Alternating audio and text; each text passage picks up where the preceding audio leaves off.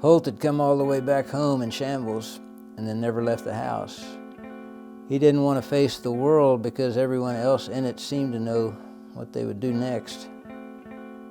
No one was smoking cigarettes because they needed a smoke. They were doing it because they wanted to look a certain way. A stabbing motion with the pinky on an overhand grip meant sex, but the underhand meant pay me. The intentionally limp underhand grip meant a little bit of both. He wanted to be a part of this, but more so he wanted to get through the next 5 minutes. The grunts, the jabs, and the continual discovery of fire.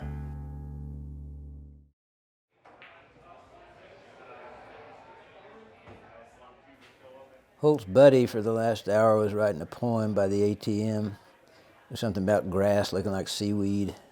Holt said that anything could look like seaweed in the right light. His buddy said that money made him depressed, and depression made him write better. Holt thought that was a miserable thing to say.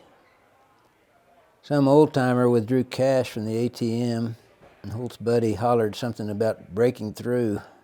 This made Holt grimace, but the old-timer just kept walking. She was here to play pool. He promised the waitress that he didn't know the man by the ATM and that he'd have whiskey and water. The waitress told Holt he looked like shit and that things happened in sequence. Or did he just imagine she'd said that? He wanted to tell everyone at table 6 that they had pretty eyes, but like the old-timer, he just kept on walking. Man, he felt twisted.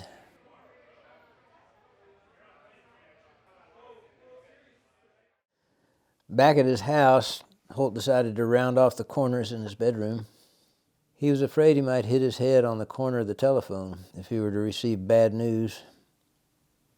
He also thought it might just save him from bad news in the first place.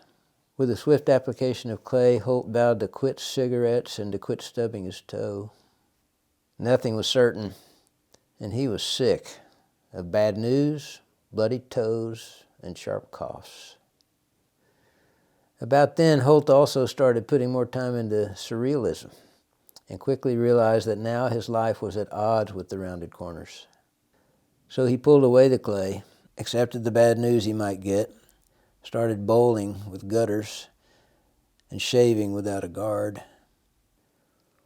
He told me it was far more spiritually sound to live on the edge, and I believed him. The man in the military store told Holt about the many patterns and textures in front of him. He explained which camouflage blended into dense shrubbery or tall grass, which colors protected you from which threat. Holt asked which camouflage could help him live on the edge. The man asked who he was hiding from. Holt wasn't sure. He knew he would be hiding, but there was no one looking for him. He didn't want to be seen just as bad as he did. He thought about switching to a military diet, and then he thought about purchasing the missile. He was brittle.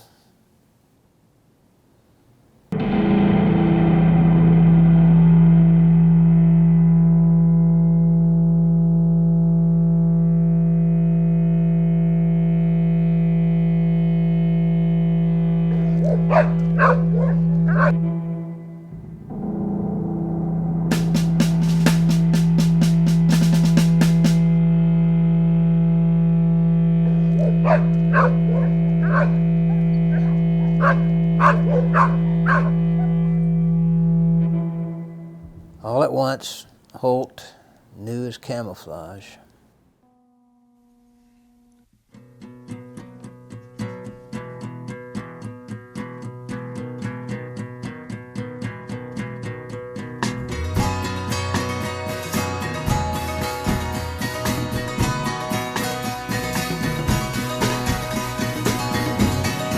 Whether or not there is any type of God, I'm not supposed to say. And today, I don't really care.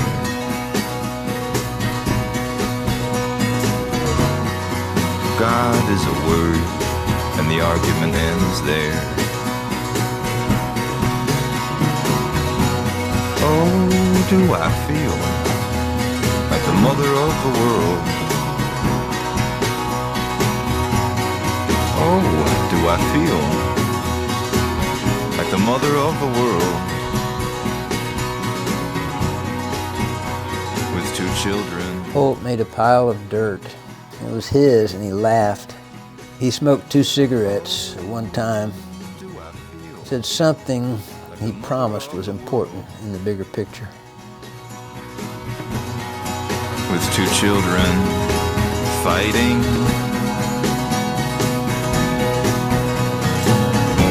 When I was a boy, I used to get into it bad with my sister. And when the time came to face the truth, the only tears and sighs, tears and sighs. And my mother, my poor mother, would say it does not matter, to stop fighting.